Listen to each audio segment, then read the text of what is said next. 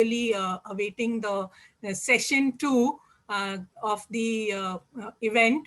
That is, the panel discussion. And before that, we would have our conveners of our computer education centers who will take us to a few glimpses and their experiences. So may I invite Dr. Sudha Rao, then Dr. Rashmi, Dr. Rita, and Miss Winnie. That is, from looking back and then, to the current scenario. So would you kindly, over to you, Dr. Sudha Rao. Are you there? Please take over. Dr. Sudha Rao is currently the trustee of IBSA, Board of Trustees.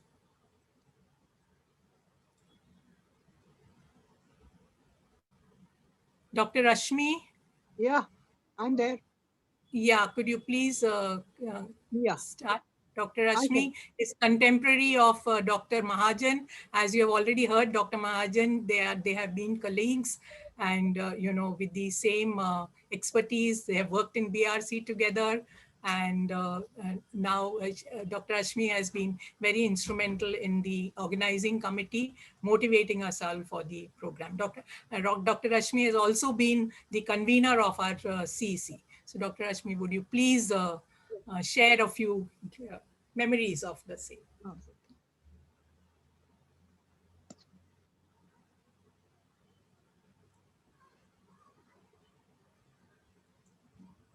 At the outset, I would like to congratulate IBSA and Satish Havare Computer Education Center for celebrating Silver Jubilee on completion of 30 years. Being a life member of IBSA, I have been active during years 2003 to 2012 or so. During this period, I was a member of the executive committee and served as secretary and treasurer at different times. I was very active in the computer center, which was growing rapidly. Various short-term courses relevant at that time were being offered to students, housewives, and seniors eager and keen to learn the nitty-gritty of computers. Courses included languages such as BASIC and C, and applications such as AutoCAD, CorelDRAW. Certificates were issued on successful completion of the course. New computers and softwares were purchased to enable conducting these courses, including MSCIT, as well as other IBSA activities. College students did their projects here, which helped them in developing software useful to IBSA. Seminars and lectures were arranged at regular intervals. In May 2008, the center was renamed in the fond memory of Havariji. Presently, we are in the grip of the deadly coronavirus for the past 1.5 years, and the pandemic is still there. Most of us are confined indoors. At this time, technology has served as a great boon and savior with everything going online, be it purchasing or organizing and attending Zoom and Google Meet sessions. Everyone is keen to become tech savvy and derive the benefit. Technocrats and centers are coming forward to educate the interested persons, students, seniors, and housewives. The courses offered have to be innovative, change with the times, and be useful at the given time. Madam Mahajan also mentioned about the bioinformatics being introduced. So the computer center is growing, and wish all the best for the future. Thank you.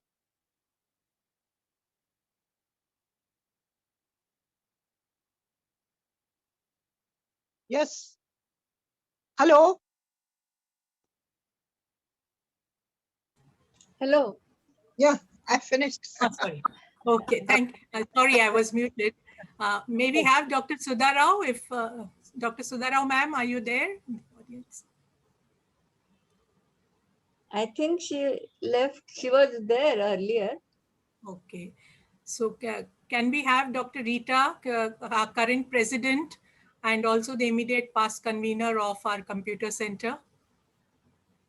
Yeah, I'm here, and thank you very much. The session was going so well, so well.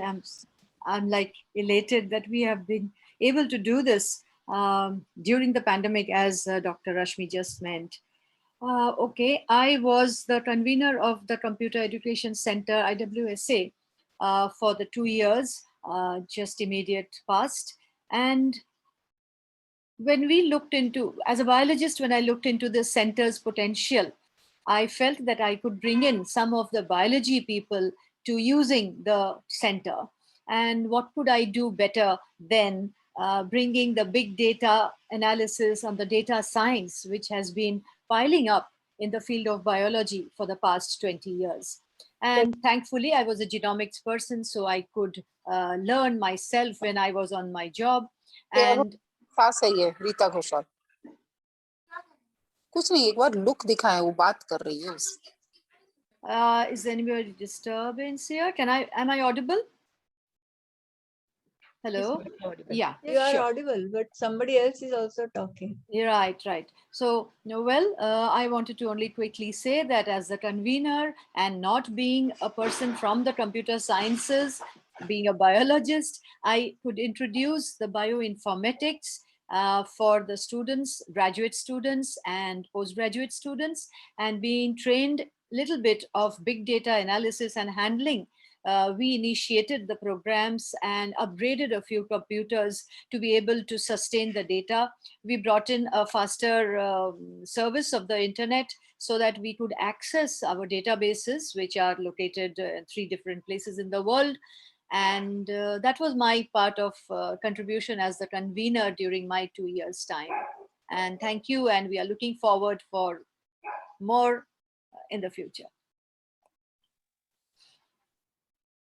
Thank you, Dr. Rita. Vinny, Sukhvinder Vinny, who is currently the convener of the Computer Education Center. Can you please? Yes, ma'am. Thank you, ma'am. Thank you very much. I'm sure I'm audible. Yes, you are. Thank you. A very good morning to all the dignitaries who gave us immense pleasure by accepting our invitation and giving their valuable time. And the participants, we are incomplete without you all. My heartiest welcome for being with us on such an important event of our center, that is 30 years of celebration. USA, as I have seen from last 1 or 2 years, is always found busy and bubbling with lots of activities for all ages and fields of people. Regarding our future plan, Mahajan ma'am also spoke about it. Information Processing Center, IPC, is one of the idea which will help us to store and retrieve events data. As we all are aware, information processing is described as the sciences concerned with gathering, manipulating, storing, retrieving, and classifying recorded information. This may be centralized or decentralized. Our plan is to set up IP Center as Knowledge Hub. We at USA, with the help of our dedicated and foresighted seniors, our president and dynamic young team is looking forward to handle this technical project in the upcoming years. This will also help our center to able to conduct courses of MSCIT, for which we are already the authorized center, but on much larger scale. We welcome your suggestions and help for the same. I must thank all for giving me this opportunity to express myself, and thank you very much for that. Thank you, everyone. Thank you, ma'am. Yes, Param ma'am, I am finished.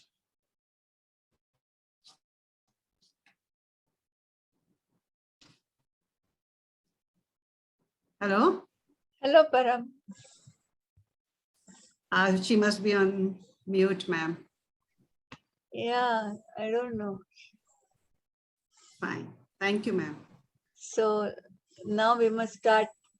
So now Next Seema session. Purohit ma'am should take over. Yeah. But Param madam has to introduce her. No, it's okay. Where is she gone? She's, I think, closing her eyes and having. No, she must have got hanged. Like, So I feel that since we are late, Seema madam, why don't you start directly? okay. And please introduce yourself, Okay. or I'll have to introduce you. I mean, Param is there. Hello, Param madam. Mute? Huh? Have I got muted? Yes, yes.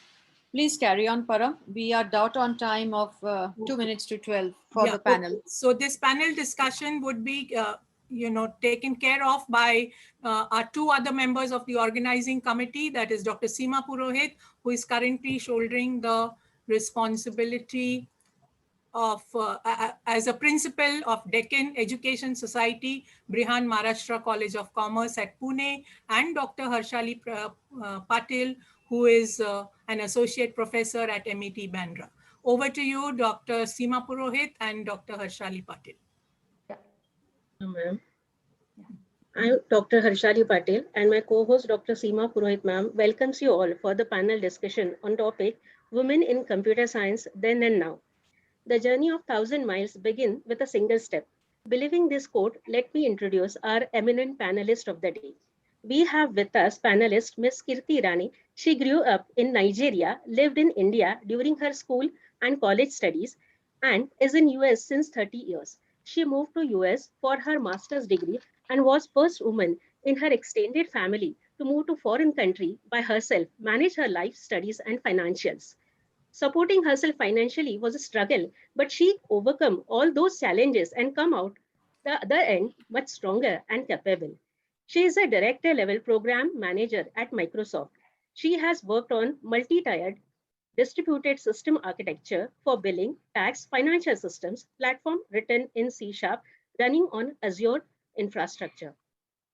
She has completed her master's in computer science from Clemson University, South Carolina, USA. We welcome Ms. Kirti Irani, a dynamic techie, for the panel discussion.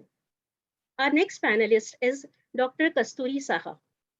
She is an associate professor in IIT Bombay in Electrical Engineering Department. She was a postdoctoral fellow of Professor Paulo Capellaro's group in Research Laboratory of Electronics at Massachusetts Institute of Technology. She obtained her PhD in Professor Alexander Gaeta's group in School of Applied and Engineering Physics in Cornell University. She did her MSc from IIT Delhi. Her research interest includes nanophotonics, precision meteorology, quantum computation with solid state color defects. She is a recipient of DST Inspire Faculty Fellowship. We welcome Dr. Kasturi Saha, an academician and researcher, for the panel discussion. Our next panelist is Ms. Meenal Kulkarni. She is a database designer and Oracle security implementation specialist and has extensive experience in Oracle database over 19 years, encompassing different aspects of Oracle database technology, ranging from database design, database administration, query tuning, to implementing database security. Currently, she is a AVP at Bank of America.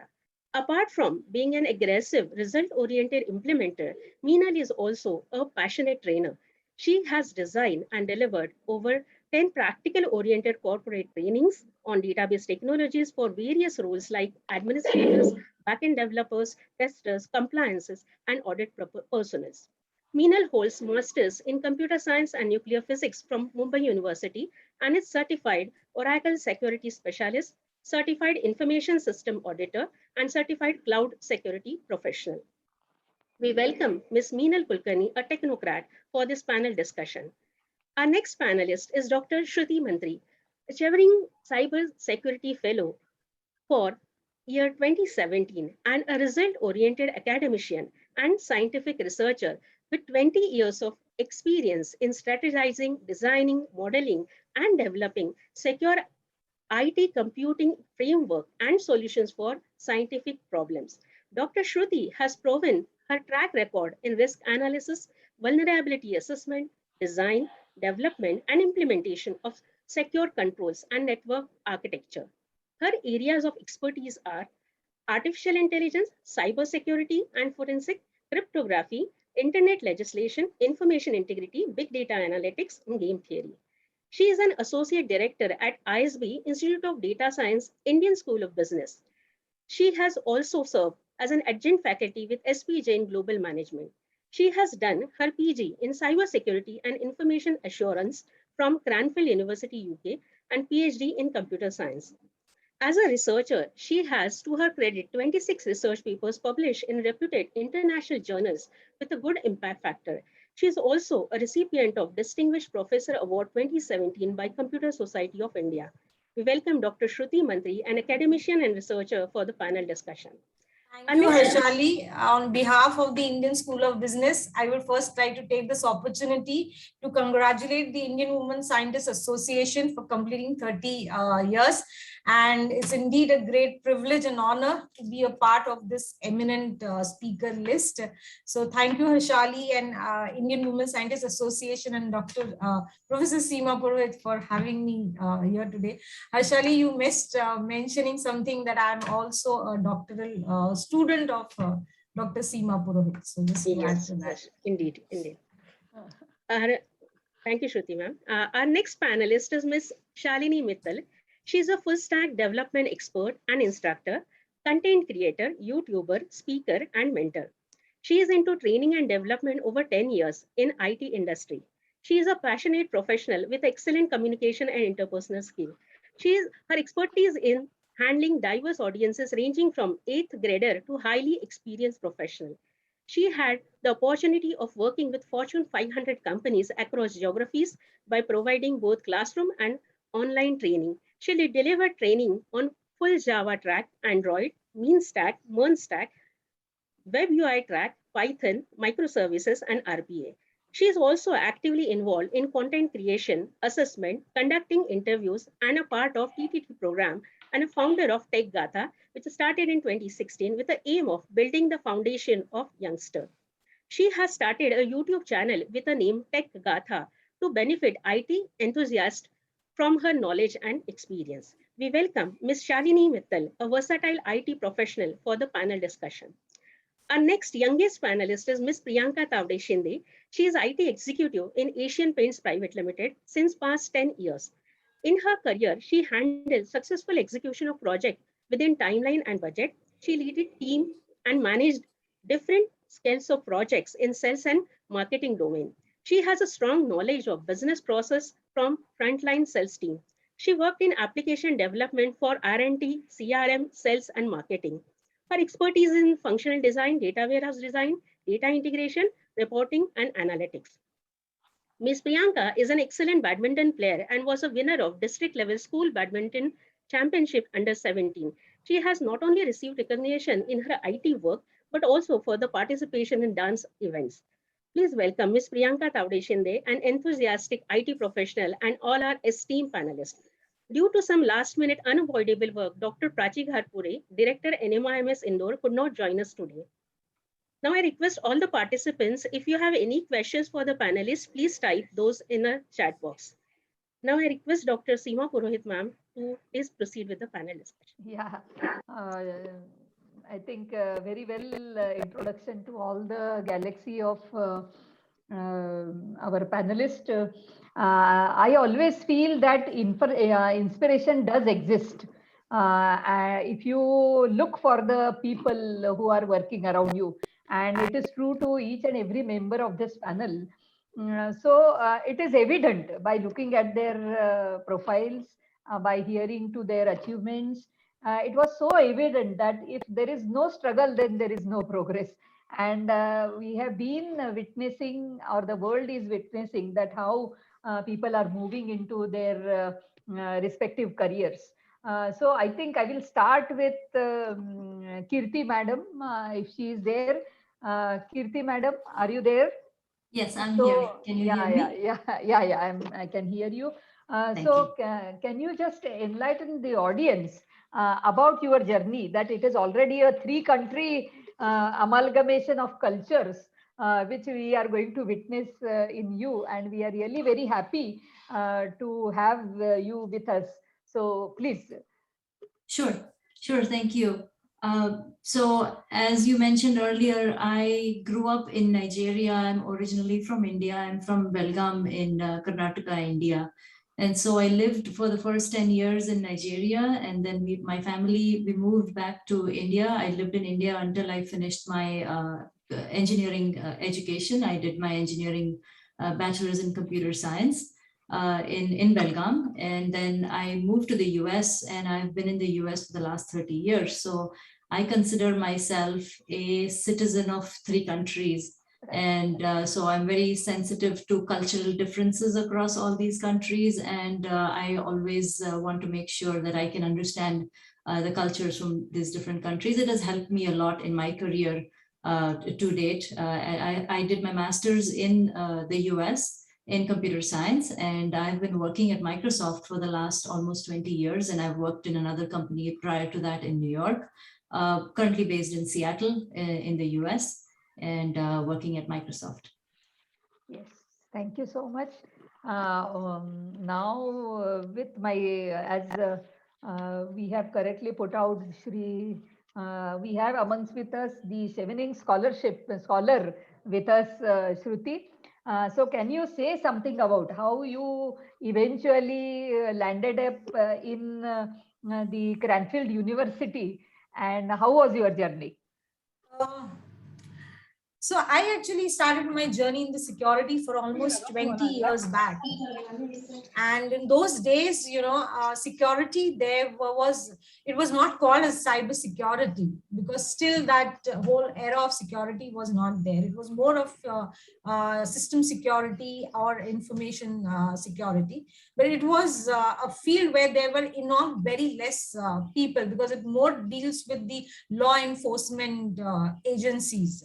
So I started my journey in an era where everything had to be hard coded. You code programs to detect frauds, to put it in simple terms. Now things are much easier because there are so many different tools available, and obviously the hacks and the attacks have also increased. Since I think I was, and especially though there were very less people working in this field, also there were very less women working in the field as well. So that's how I started my journey. Yes, so yeah, you can say that I have been one who has tried to sustain in an era where in this law enforcement world, to be put it, where the crimes have gone on increasing. And that's how my journey started in the field of cybersecurity. And then in the year 2017, I got an opportunity to represent India at the UK, and that was through the Chevening Fellowship.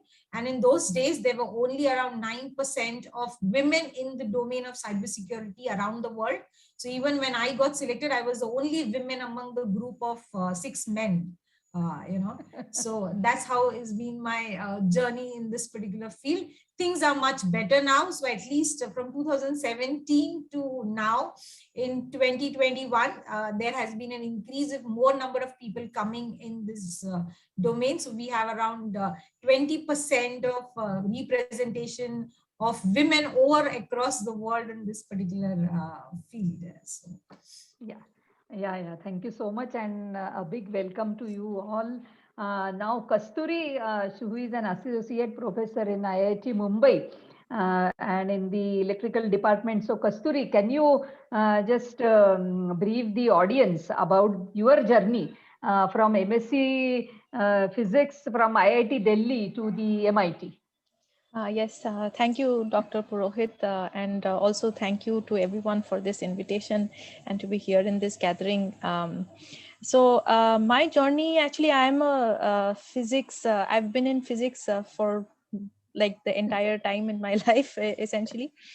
So I did my MSc in IIT Delhi, and since then I've always been, wanting to do experiments. So unlike the theme in this country is essentially you want to do like, hardcore theory, and people are, always interested in sort of string theory and all sorts of things in physics, right? I have always wanted to be an experimentalist. I like, tools. I like to work with my hands, and so I wanted to go to a place where I could do something like that. So I chose to do condensed matter physics, actually experimental condensed matter physics at Cornell University. And it so happened that I started to go more towards an applied direction, and my advisor was in the applied physics department, and we started to look into photonics and applications of photonics for nonlinear optics and all sorts of communication, actually classical communication related problems. And it so happened then, as I was progressing in my research through my PhD, I developed many different, chip scale tools which will be useful for, classical communication and time stamping, in fact. So from there on, I got more interested, and quantum computing at that time was coming up. So not many years ago, in fact.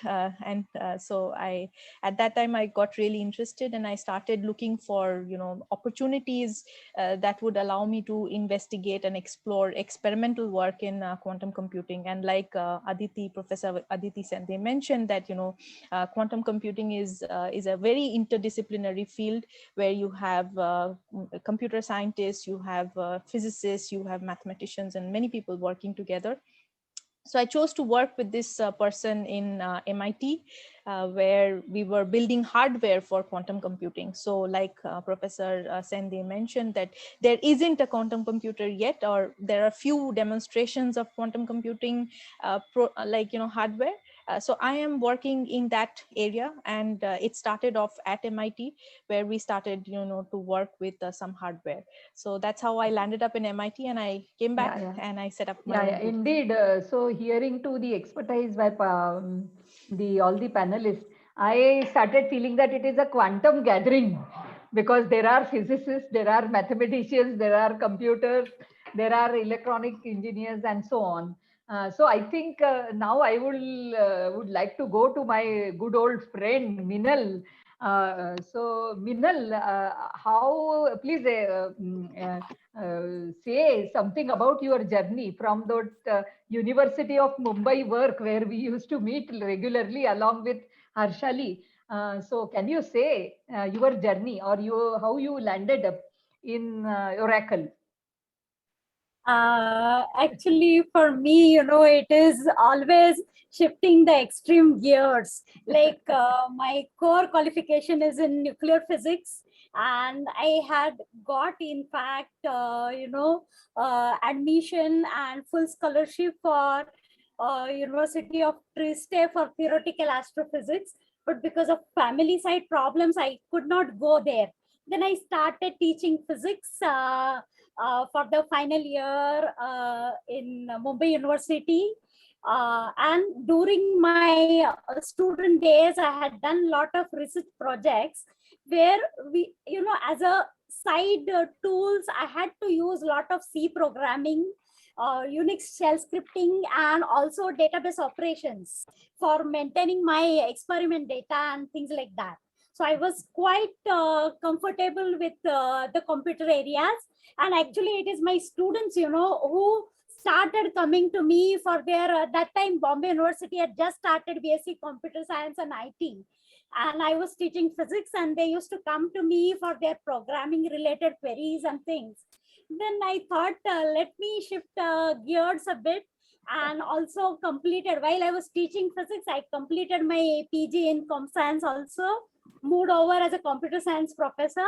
Then again, I had to take, after a couple of years, I had to take a gap of few months because of family side commitments. And I had been receiving offers from corporate world all along, and was doing also some freelancing projects. So I thought, let me move to corporate world. Initially, I moved in the role of a corporate trainer. But then, it's my habit to go on expanding. So I started soon working for, their solution engineering department for developing solutions for RFPs, and also contributing to the LOB work and all. Then soon I don't remember how I moved into audit and compliance security. So from Tech Mahindra, where I was working essentially as a developer and solution designer, I moved over to compliance world. Then after some 3 years in pure compliance related work, mainly centered on the database operations and processes, but overall also. Then I got offer from Oracle, where I moved into consulting, where I am implementing all the database related projects. And then recently I moved over to Bank of America. Again, this is purely in the database domain, but also with some understanding and incorporation of security into my designs. It is, if you look at my CV, it is a total amalgamation of different roles, right from developer to project manager to various other areas. I mean, it's like I like taking up new things, we heard in the initial session today by Dr. Phatak, that maths is the basis. If you have a strong mathematical background, you can adapt and learn anything on your own. It is, I never felt, a lot of strain in gaining new technologies or rightfully said by you. Let us go over to the one more star in our galaxy of panelists. Shalini, please tell us about your journey as a full stack development expert. Shalini? Yes, ma'am. Thank you, Seema ma'am. And first of all, thanks to all the dignitaries. And it's my pleasure to be a part of this celebration of 30 years at IFSA. And IFSA, like Indian Women Scientists Association, empowering women. I know everyone is aware 20 years, 25 years back, girls specifically didn't have much options than following their parents' advice. I was engineering in electronics. And once I did my engineering in electronics, I did it because I wanted to help my dad put up a factory. But being a girl, my mom said, get married. I got married. Y2K hit, computers were there. I did my CDAC from Vashi. I did advanced computing and diploma. I worked for 3 months at NIIT. Then my husband moved to US for 8 years. So I was a total homemaker over there, working, just taking care of my kids. After 8 years, like 2000, I did my engineering. 2010, when we came back to India, I really wanted to do something for myself. I'd taken care of my kids, taken care of my family. They had grown up. And that's where then I started as a trainer at Aptech Institute.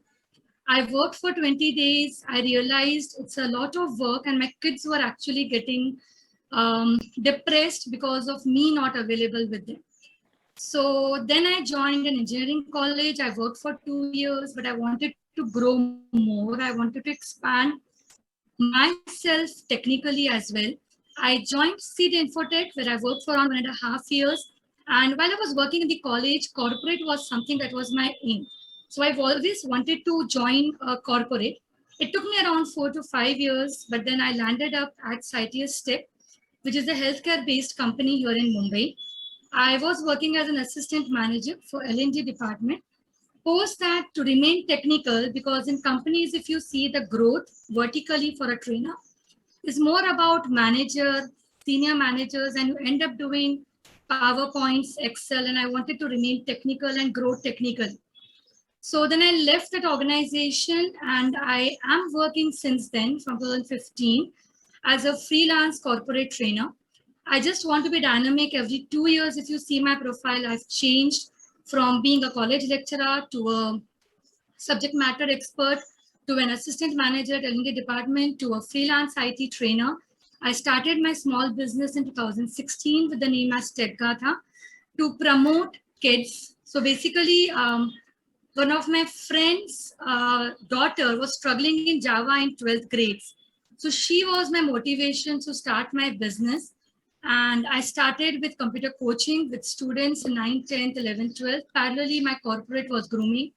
I wanted to enter international world. So 2019, I got a chance to travel to US and to Singapore for delivering corporate trainings to MNCs over there. So like DBS Singapore, JP Morgan, Liberty Mutual, CarMax, and so on and so forth. To help audience with my knowledge and experience, I started my YouTube channel with the name as TechGatha, where you can see my technical videos as well as I try to put up some motivational videos out of my experiences of the across 10 years. Yeah. Thank you so much. Now the last in the list is basically the Priyanka. Priyanka, I suppose you are a student of Mahajan Madam, and can you just say something about you?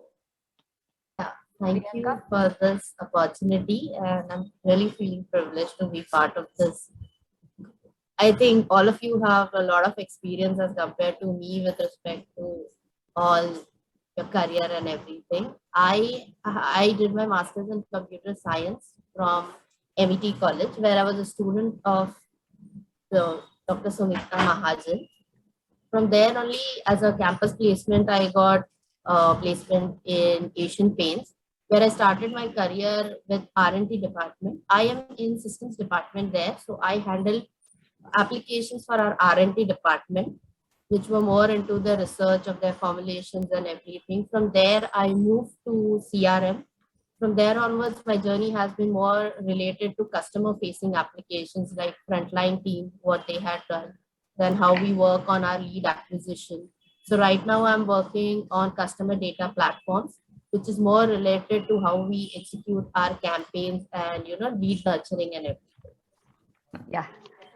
So hello all. So as I was hearing, and since morning itself, the Dr. Phatak has correctly mentioned about the multidisciplinarity, which becomes the key to the digital era, and he has really nicely put forward the human and the carbon life. So even the Dr. Nagarjuna has also, I think somebody's mic is on.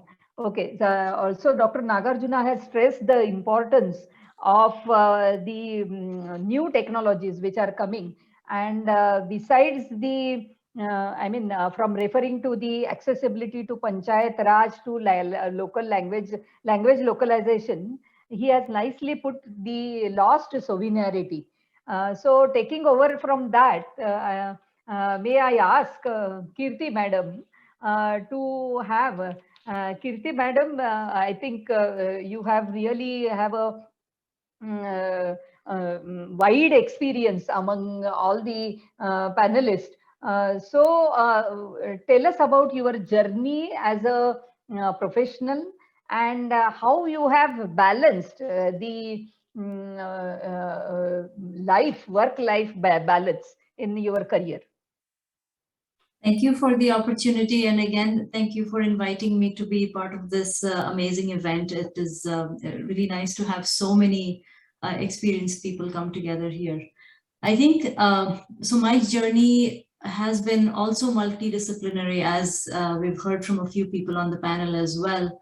I started off as a programmer. As I said, I had a bachelor's and a master's degree in computer science. I always wanted to write code, and I enjoyed writing code.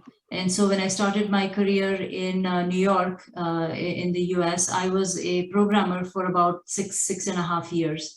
And then we decided, my husband and I decided to move to Seattle so that he could join a startup. And so we decided to move across the country to Seattle. At the time, I had two young daughters. At the time, they were 1 and 4 years old when we moved.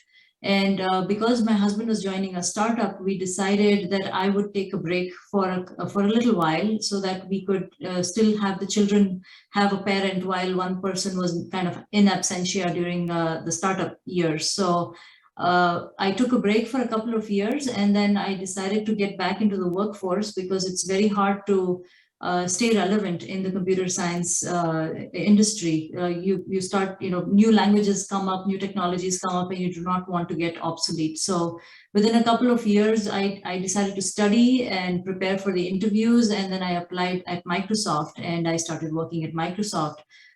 First as a tester, because I decided not to go back into development at that point. I thought testing might be an easier way to get into a new technology.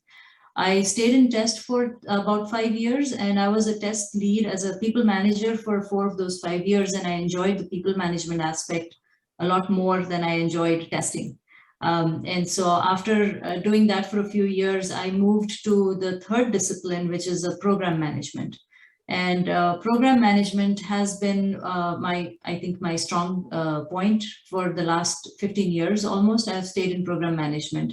And having done development, having written code in C, C++, C#, and having tested and written automation software, it has really helped me be successful as a program manager at Microsoft, where you have to be technical. Even if you're not writing the code, you're doing a lot of system design, you're bringing people together, you're managing projects, you're managing programs, you are the visionary behind how we're going to actually build our software, how our systems work Recording together. in progress. And you need to have the skills to articulate, to communicate, to bring programmers together, keep things relevant, help them understand the requirements. And so that is what I've been doing for the past several years. Now, did I answer the question that you asked me? Was there anything else that you wanted to add? No, right. Rightfully you said. I think Lalita has already mentioned about the cloud computing trends, and she has already said that 94% of businesses using the cloud, and she has beautifully put forth all the aspects of the cloud, whether it is ranging from IoT to AI and climate change. So I think Dr. Aditi, I would like to, Dr. Aditi has also put forth the importance of the classical mathematics and use of classical mathematics. So I could not resist myself because being a mathematician, my core area is in computational mathematics, having my the doctoral studies in mathematics. So she has already mentioned about the problems which cannot be solved in polynomial time, and she has enlightened about the superposition principle. So it is Dr. Kasturi. Do you feel that having a background in conventional science, of having the physics and mathematical background, do you feel that it is beneficial to have the background in conventional science in order to crack the problems of new age technologies? Yeah, absolutely. So you cannot build the way I put it for my students is that you cannot build a tower unless you have a strong foundation. And I think this foundations are where the basic sciences are, the basic, whether it's mathematics or computer science or, any of the basic like foundationary sciences or, nowadays even social sciences. I feel that ultimately, like, to go forward and working towards any futuristic technology, you have to know your core. Your core has to be strong, and that is only possible. That's the only way in which you can grow. So I think that's definitely. Do you remember any particular area on which you have worked where you have used your physics ideas from physics or mathematics extensively?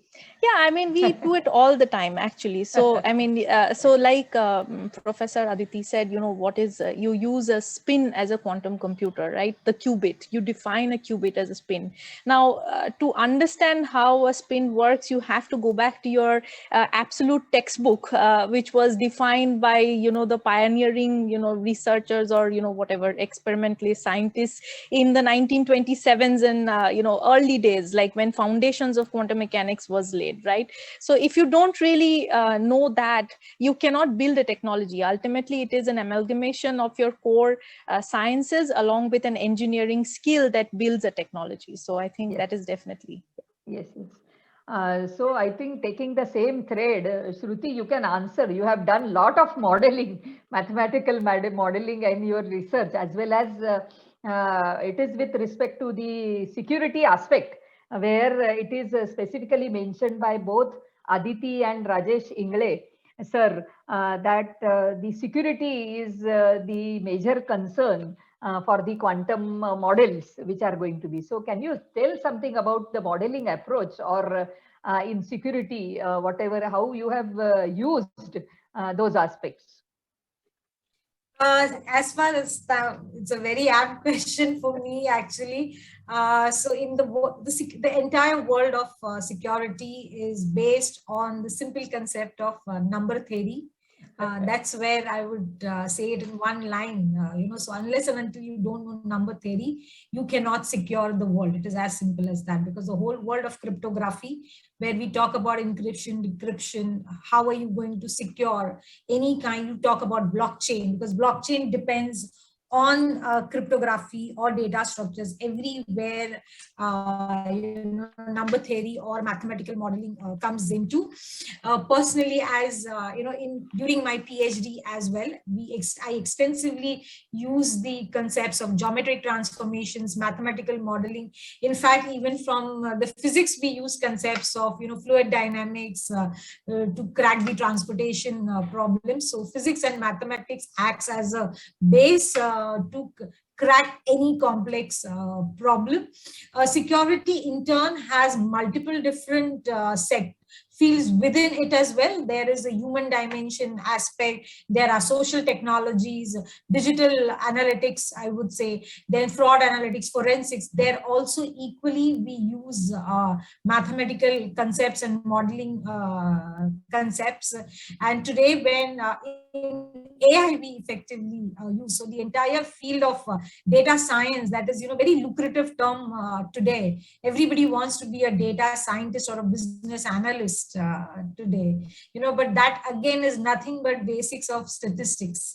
So in fact, we have so many statisticians and mathematicians and physicists, but today it is lucrative term, I always say, is called as data scientist. So everybody wants to become a data scientist. So I tell all my students, in fact, you need to know your basis, you need to know your maths, and only then you can become a successful data scientist or a business analyst. And that's where even today they want to become data scientist or business analyst, is to make intelligent business decisions. So to make intelligent business decisions as well, we require is nothing but mathematics. That's okay. So Minal, we still remember the what you can say, the rigorous discussions we used to have in order to design the case studies or caselets for our students. And I still remember you used to use the set theoretic concepts in beautifully designed exercises. So tell us about something which you are presently doing and how this relevance of multidisciplinarity works in your field. Basically, it is like a lot of theoretical things you can find in various articles or books and all. But when it comes to real life, it is the understanding of patterns and analytical mindset which will help you to, devise an optimal solution. Say, for example, theoretically in your studies for exam, you might learn certain things. I will just take example, in RDBMS, right from second year, we try to make students understand first normal, second normal, third normal forms. Now, in real life, when you are building in a database for a particular application, for particular catering to particular business needs, you need to understand the nature of the data, and you need to understand how the processing will be, how the format will be. you cannot go by theoretical laws. So sometimes, even though, like I used to always tell my students, and now my students are also with experience of 13, 14, 15 years. Sometimes they still call back sometime and say that when you told that time to us, don't go by just the rule. Look at the things, look at how much is going to be the cardinality. Again, it is mathematics, Yeah. Unless maths is the language of nature, actually. So unless you understand and come with that background, or just knowing the technology syntaxes is not a big deal, that keep changing. And you spend few hours and you would know the new technology syntaxes. But it is that understanding which helps you to bring in the solutions, which you will not find in any textbooks. It is, your background mainly in mathematics and Practicing, nothing but, applied mathematics to materials. So once you understand that, then you get to know, you start thinking, okay, what is actually happening in real life here in business? And then how do I put it in my model? Yeah. So we may use many fancy names. It is nothing but it is a mathematical modeling. It is designing the appropriate metrics and going for the optimal metrics. That is the only language which is understandable to the Right. machine that is there.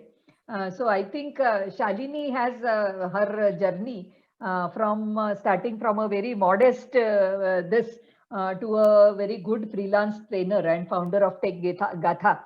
So Shalini, can you tell us about how you have landed up to have your Tech Gatha? So I started Tech Gatha with one student who was a motivator for me. And when I taught her Java, like for example, if I give a very layman example, in maths, if you ask an 8-year-old child, give the multiples of 3, 3, 6, 9, 12, 15, right? They'll just speak. But just ask them why 6 comes after 3. Ma'am ne bola hai. Just that's it. Ma'am said 3 ke baad 6, 6 ke baad 9. So that's exactly what was the state of that 16-year-old child when she came to me to learn Java, writing a code. And I said, why are you writing this line? Ma'am said, I said, but that's not required. You are not using it. Ma'am, program will not run. I said, delete it and let's see. What will happen? We'll get errors. She deleted. Program ran successfully. You know what she said next? Ma'am, it runs on your machine, not in school machines. Can you imagine? Typical. Seriously, that was the turning point for me to start Tech Gatha, to take a step. Like corporate I was anyways doing. So I was growing technically. I was meeting people from many diversities, many companies, many culture, many regions, religions, many countries. But these kids had no one to answer their whys. Arre Baba, you are using a line, but why? I understand school teachers are very busy with, it was a handle 200 to 500 students, plus they have other responsibilities. So I just took it as a challenge and I said, let me transform as many students' career, clarifying their concepts. And my achievement is when my 10th grader in 12th grader comes and says, ma'am, after learning your Java, I didn't require coaching for Python, because the concepts were clear. So they Syntax learn one changes. language, yes, only syntax transition. That's it. So when I hear these things now, I feel very proud and I feel like, yes, I've achieved something in giving something of my experience to my students. And that's how I started. Yeah. So Priyanka rightly put in by you. You are the youngest one, and I still remember coming to MET. I must have assessed your project or something like that. So how you feel when when we all these people were saying something about their careers or the usage of multidisciplinarity in their own way? So being graduated from computer applications and joining Asian Paints. So how you have used your classroom teaching to your corporate world? So rightly said, I might have met a lot of people. Like Sunita ma'am was our teacher. Harshali ma'am is also someone who has taught me. So doing masters in computer science, I've come across a lot of experience there itself, participating in a lot of events, having a great exposure out there. So if I have to talk about the theoretical knowledge that as a course that I have learned, a lot of them got actually implemented in my initial part of the career. I would say for first 3 years, of course, I was a developer. I did a lot of coding in Java, maybe SAP ABAP. So the concept helped me a lot. I have a background of a commerce, so I graduated in commerce. So I actually didn't have a technical background as such. So I think whatever I've learned about computer was this 3 years from all my professors out there in MET.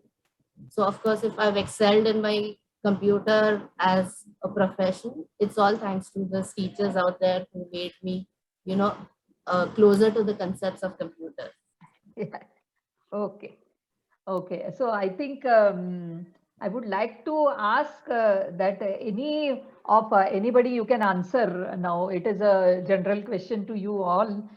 So you can just unmute yourself and you can answer that if there is any incidents in your life or any success story you would like to share to the audience, over to you. So you can just, we can start from Kirti madam or something like that. Can I start? Yeah, please. Go ahead. So for me, my success story was I met a girl in the bus in 2010 after dropping my kids to school, a teenager advising me, just take the resume, go to an institute, join as a trainer. I won't have to invest money in learning. I will earn, I will learn, and I will train. I don't know. So from that day onwards, I started believing in angels who have been a part of my life for that exact moment when I really needed to transition from one aspect to another. They came, they gave advices, they went. I don't know from where girl came. I still remember her sitting on side of me, giving me this advice, and that one piece of advice really changed my life and my journey started. And I can never forget that girl. Okay. Yeah. That was very nice to hear, Shalini. So I can share a different kind of a story. So in my career at Microsoft, when I was a mid-level in my career, there was a time when I was not happy with my manager. So I got a new manager. I didn't choose to work with him. He didn't choose to work with me, but somehow our principles did not align. And I felt like he had his favorites on the team that he had brought over from a different team, and I was not sure if I was going to be successful on that team. So I don't know how this happened, but I somehow found the courage to go and talk to my general manager, who was his manager, and I said to him that things are not quite aligned. I will finish this project that I'm working on. I'll finish what I started, but once this project is done, I would like to look for something else.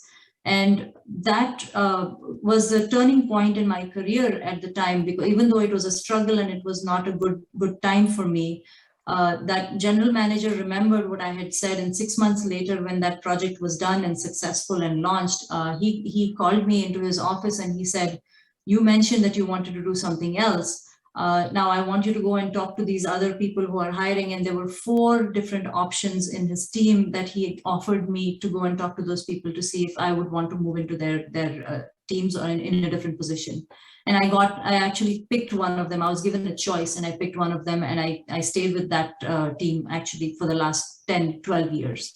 So what helped here was, even though there was a struggle, I had help. I had a sponsor in the organization who helped me get out of that struggle, and it did not affect my career in a negative way. It was a positive thing. And I just wanted to share that story over here because I think it's so important for everyone to have that kind of support. Yes. It is always said that Ruth has always mentioned that courage is like a muscle and we strengthen it by making use of it. So anybody would like to again share anything? Minal, Shruti? I think the Chevening Cybersecurity Fellowship itself, is an achievement in itself. If I look in my career, which spans around 20 years now. Can you just elaborate in what were the other team members with you when you went to? So I was rather very unconventional, I would say, a team member. I would call myself, because I came from a background of teaching. I was at that time working as an assistant professor with Kirti Dungusi College, which is affiliated to University of Mumbai. Apart from being a cybersecurity professional, and I was doing my PhD at that time, and getting that opportunity to represent India at the international level, being chosen among more than, I would say, 1,000 plus people across India, and being selected by the UK government itself was I would say an achievement itself. But not only just to stick there, when my team members at that time, I had been working closely with the IS and the IPS officers, but all the others, my team members, some were working with the Ministry of Home Affairs, others were IPS officers.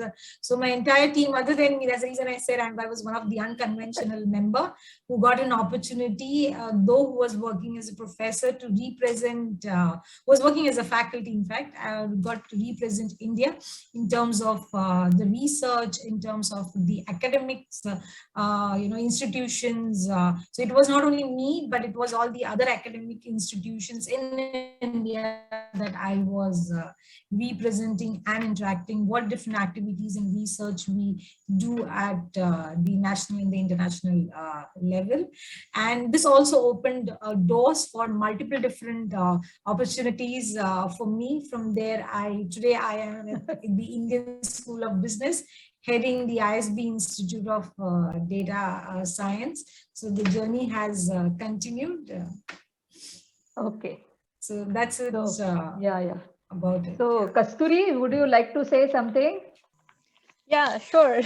I mean, so far, I'm probably one of the youngest here. So starting off as a physicist, first of all, being only one or two girls in a class, that's like Dr. Kulkarni will also agree with me that you start off in a class with, 30 boys and your two girls and things. And we heard right in the beginning, right, Dr. Mahajan also mentioned her stories. I don't think things have changed much. In my MSc class, we were 4 girls. When I went to Cornell for my PhD, we were 4 girls. And then on top of that, to become an experimentalist, that is already an achievement, to be honest, because I mean, let me share a very small story. Like, during my when I was just starting my PhD, I went into a very hardcore experimental group where we had to build things, machine things, and machining means like literally drilling, lathe, mill, etc. And one of my senior, sort of said that, the postdoc will do it, and the girl will take all the credit for it. And it really made me very, very internally furious. And I said, I will prove it to you that is not right. So I did everything by my own hand. I learned everything, and I became an expert in machining. And in my entire lab, really, whenever it came to precision machining, everybody would say, let her do it because she'll do it the best. So I think that sort of, gives you the confidence to build on top of it. And having come all this way, if you count the experimentalists in India doing quantum computing, quantum technologies, I'm one of the handful of, maybe you can probably count 5 people, and I'm one of them. So I think that itself, tells you that, the journey has been very hard. It's always, there are many complications involved in being an experimentalist. So yeah, I think that way it is. And I hope that, people will pick up. Kirti wants to say something. No, actually, I was just applauding what Kasturi was talking about. So I think, Minal, I have always seen you as a girl coming from very conservative family. But I have always witnessed the fire in you. So Minal, would you like to say something? Yeah, actually, what I feel at is the stage that, in general in our society, particularly Indian society, there is a mentality that a career woman is not, a good mother or a good wife or a good daughter, kind of. I would say now with confidence, with my own example, this is a total myth. In my school, I came from Balmond Vidya Mandir, which is a very dedicated kind of a school with great principles and things. So some of my senior teachers used to say, the batch, and I'm sure many of you who are into teaching have experience. The batch who is most noisy, most rebellious is also academically very, accomplished batch. Right. Whereas those who are very quiet, not into extracurricular, are also academically not that achieving. Same holds even here, If you are very dedicated and innovative and sort of aggressive in your career, you are a good career woman. There is a very high percentage that you will be also, a very good mother, a very good wife, a very good daughter. Yes. It is true that we being the gentler, more adaptive, more sensitive to others' needs, at times we may need to take career a bit slowly. But over time, slowly taking, because like you very rightly said, I came from a very conservative family. My mother was very old fashioned. But still, slowly taking one thing at a time, I slowly managed to build in, my own support system. There also you face many problems in getting domestic help and all, but slowly you can change them. If you try to be rebellious and in one go, then there are many complications on the personal side. But if you have a desire, over the time, with patience, with perseverance, you can always, get both ends of the thing. You can have a cake and you can also eat it. That is what I would say. You can be very good homemaker, and you can be also at the same time a very good career woman. Okay. Okay. So I think if I can add something more to that. Please. So I've also had the exact same experience, Meenal, that was beautifully said. And I think in the 80s and the 90s, when I was starting my career, the expectation at the time was you can either be a career woman or you can be a homemaker, and you cannot do both. And I feel like our generation, starting from those years, we have actually broken that myth, and we have shown that we can do both. When my older daughter was about 15, someone asked her, oh, are you going to be a career woman just like your mom? It was kind of a sarcastic question, and she understood that. And so my daughter responded and she said, my mom has been a career woman all her life, and I think I turned out fine, so I don't see why not. And so at that point, I got the validation that you can do both. You can be a career woman, your children will turn out fine, your family will be fine. And we all need the courage and encouragement to do that. Yes. Surely put by you. I think it is almost 12:55. So last couple of quick questions, and then basically, having said, listening to your success stories and the philosophy of your professional life, or how you are taking the life as it comes, and how you have conquered the different aspects. I would like to ask that whatever career or whatever the field you have chosen, what will be the future? What you say that with the advent of artificial intelligence, with the advent of innovations in technologies, the data science is coming into existence. So what is the future of your the field with which you are right now? So maybe anybody can start. I think we are currently in the era, already in the era of AI, artificial technology, machine learning, and post-COVID, and during COVID and post-COVID, I think technology has played a vital role.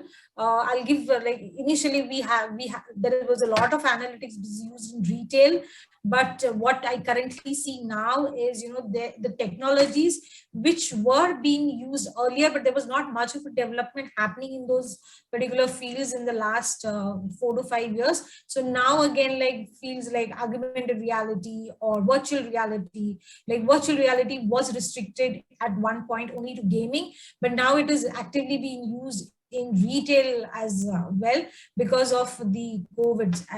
Technology is widely used in healthcare now. Hello. Yeah, I think so. Things will keep on. Involvement of technology will keep growing. Companies, on the other hand, now have to make sure that they, apply technology at every aspect of the processes. Yeah. So that's become a need of our now. Yeah. So anybody else would like to say anything? Yes. So can it reach? Hello, Seema. There is one question. Yes. From Vaishali Amonkar. She wants to talk about her experience on managing house and office during COVID times. Okay. We will have first a couple of questions and then maybe we will take it to the audience. If there is time, yeah, then yeah. you take it We to will take audience. it to the audience afterwards. Yeah, she is there, yes. but Yeah, you yeah. just check up. Yes, yes, sure. If let us move on to, so always we say that there has to be some commandments in your life. So what, according to you, what are the 10 commandments to have the successful professional? Which you must have, I am sure you must have practiced it. And start, I can yeah, yeah.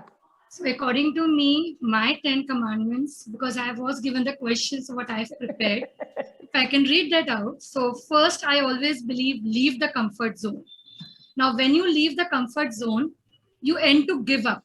That's a tendency. We leave the comfort zone, but we get fear and we are nervous. So let the fear and nervous sunk in. It's very important that we need to be scared and we need to be nervous. We always need to learn to control our mind. So mind shouldn't drive us. Yes. We should drive our mind.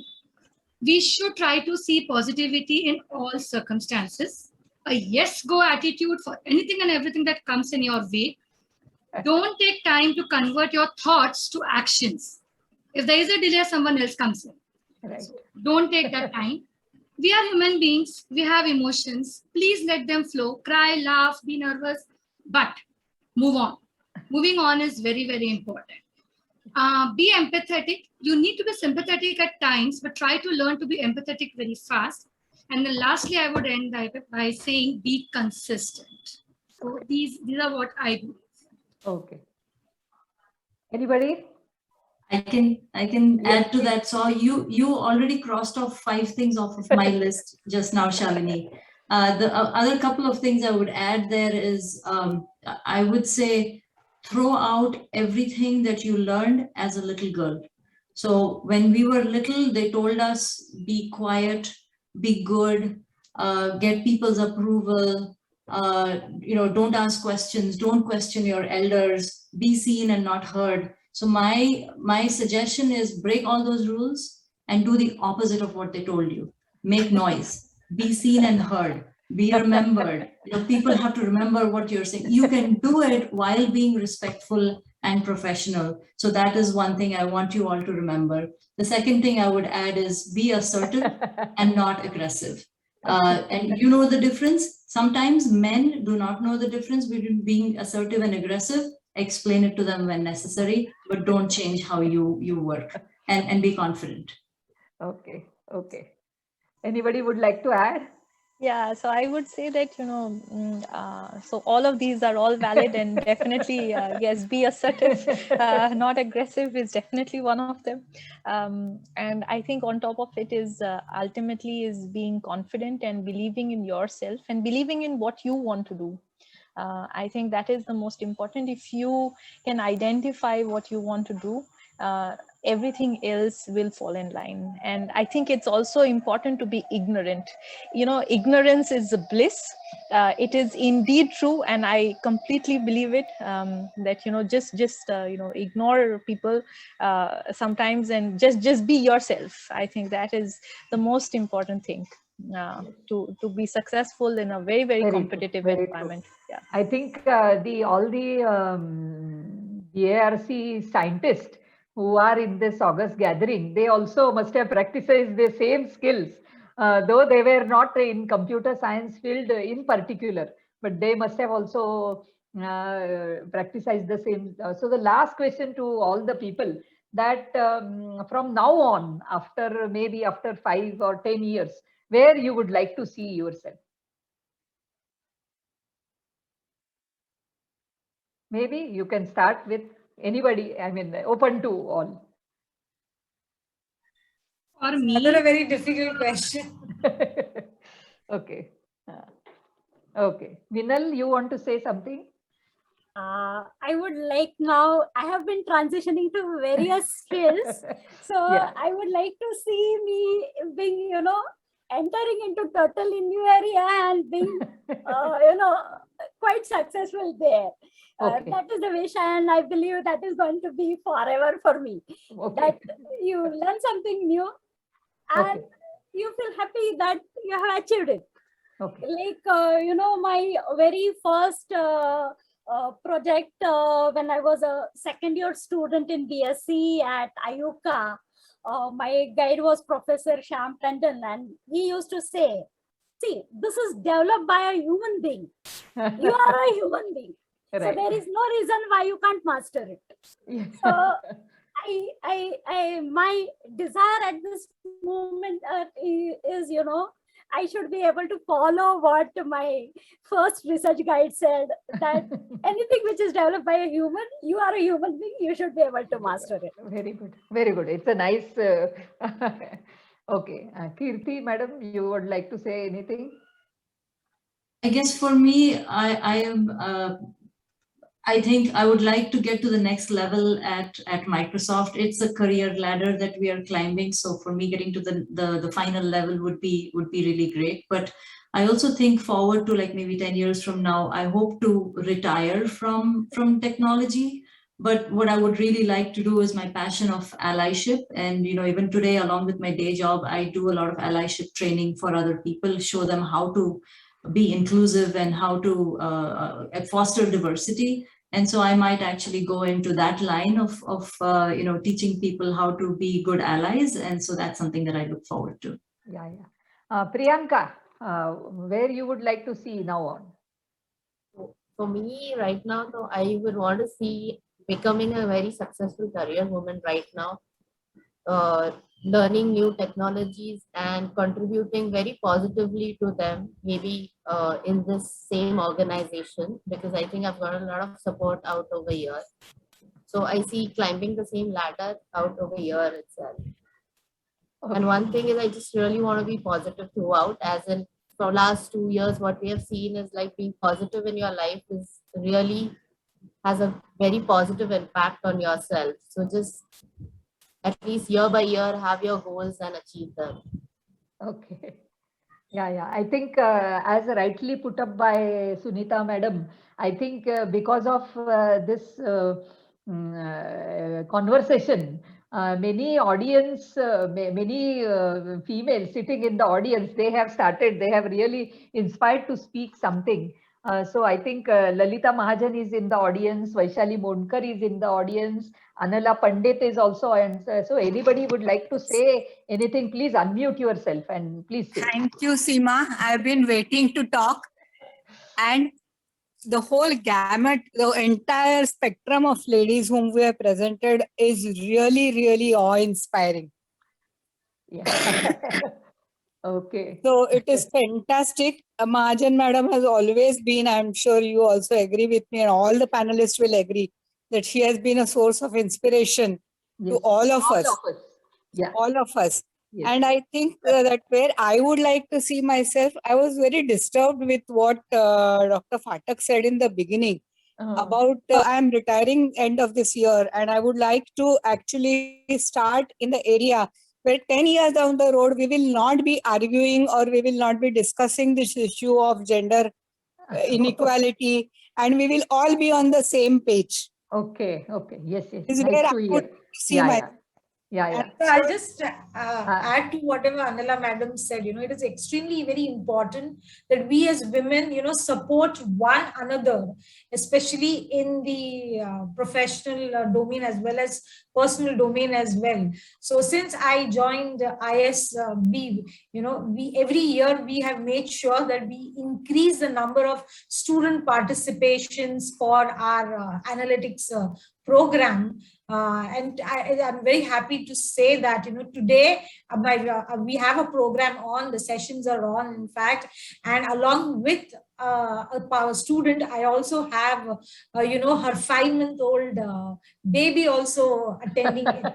So that kind of support is needed, not only from the academic institutions, but also from the industry. That's where the challenges we women face, and that was the kind of support we need to give to one another and help one another to grow in life. Yes, that's very true. Very true. Correctly put in. And I'm always available for any help you need. Okay. Yeah. Vaishali, madam, something you wanted to share? Vaishali Monkar, madam. Hello, everybody. I'm not really sure whether I'll be able to say anything unique because I have such an experienced set of women in front of me. Each one of you have been a major inspiration, and it has also reinforced the feeling that, all of you have gone through some of the challenges that even I have, and you have overcome it. So that gives me that courage and that positive, feeling that yes, even I can do it. And one thing I want to add here, that I have been in the IT industry for last 22 years. I have been with multinationals, I have been with startups. I have seen the journey from where I was one of the 6 people in my batch of MCAs to I work in a company of 120 where we have 50% women strength.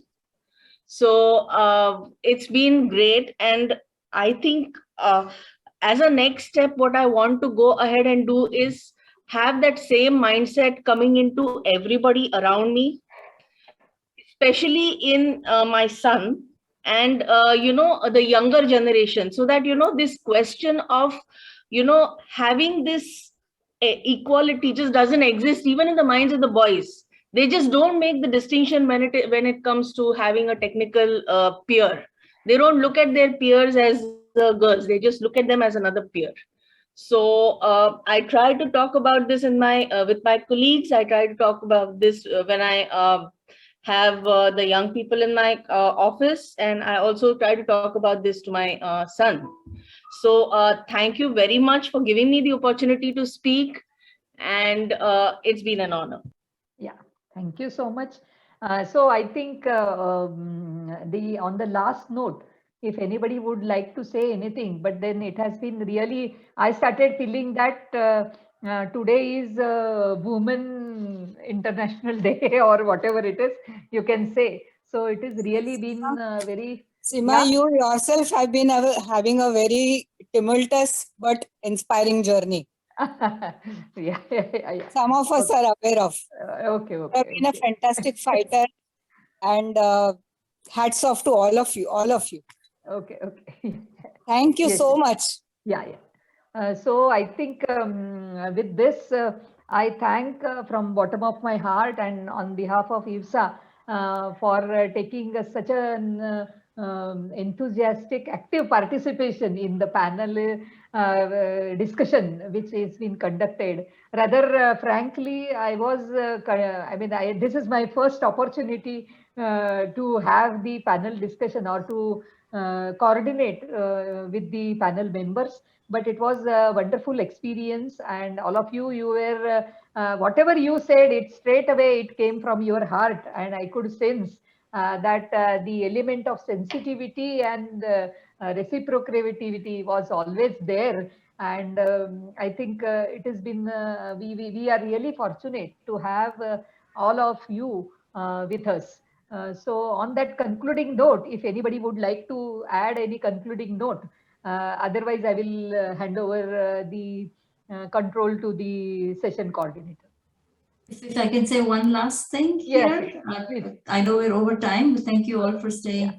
I also want to point out the importance of having the support at home and from your family. And so for those of us who are trying to manage careers and family, having your spouse help out, equally with household chores and with everything else that happens is a very important thing. So again, that's just a reminder for everyone. Have that discussion with your partner if you haven't had the discussion. You don't have to be the superwoman. You don't have to do it all. Make time for yourself and make other people help. Yes. I just want to mention one thing. Yeah. Madam, to all the panelists, our chat box is flooded with lots of best wishes and blessings to all the eminent panelists. Thank you so much, everyone.